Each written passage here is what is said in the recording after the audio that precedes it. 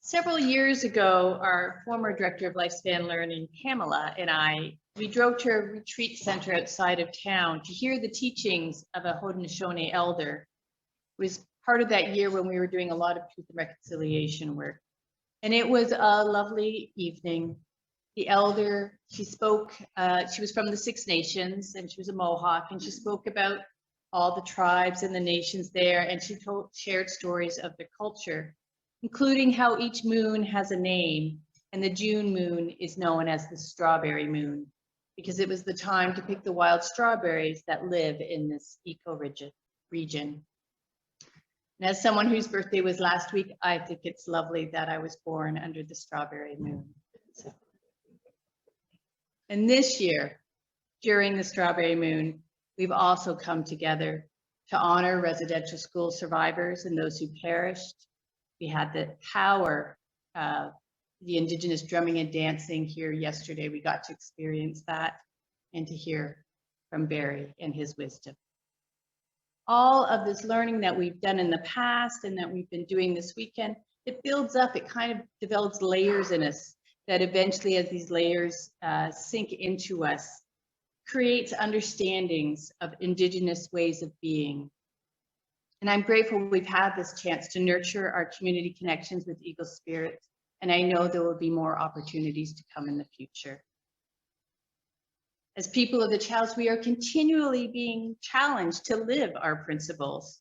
It's a lifelong practice to treat everyone with respect, to find ways to enact justice and compassion in relationships, even when we're furious and hurt and sad and in pain, to make choices in our daily lives that heal the interdependent web of existence.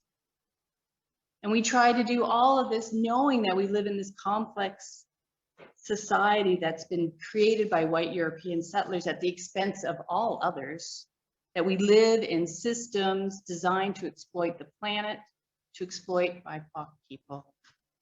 There's much to do. And there are no easy answers or solutions, just small choices and actions adding up to larger ones over time that may, as we keep doing this work, help shape a more just, more inclusive society for all. One that's based on reciprocal relationships instead of dominance and exploitation.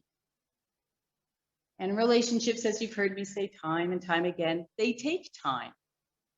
It takes time to understand someone else's way of being in the world, to learn enough to be able to follow the platinum rule, to treat others as they want to be treated. My colleague Meg Roberts notes that the platinum rule is the next generation of the golden rule. And the golden rule is the one that says, treat others as you would like to be treated. It's part of all world religions in the sense that we want to treat each other with respect. And it's a great rule, and it's one we should try to live by, but it doesn't acknowledge cultural differences. It has a blind spot. So for example, when we have dinner together that is buffet style, as we do in the Great Hall sometimes, we generally always let the children go first.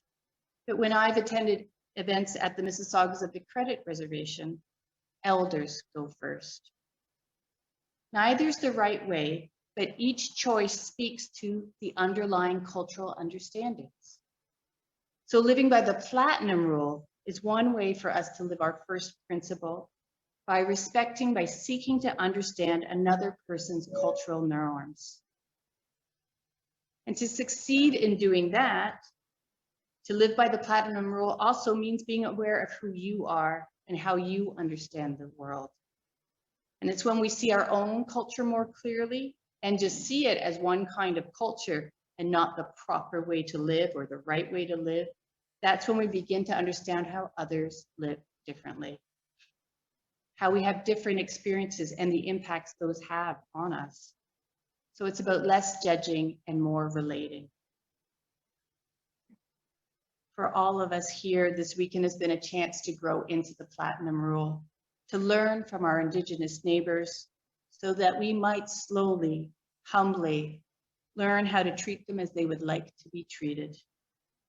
In this way, we can be respectful of difference and connect on common ground, because there is so much common ground as well.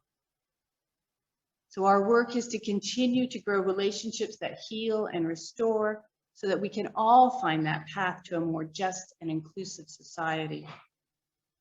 May we continue to work together, to dance together, to mourn together, and to celebrate together. So say we all.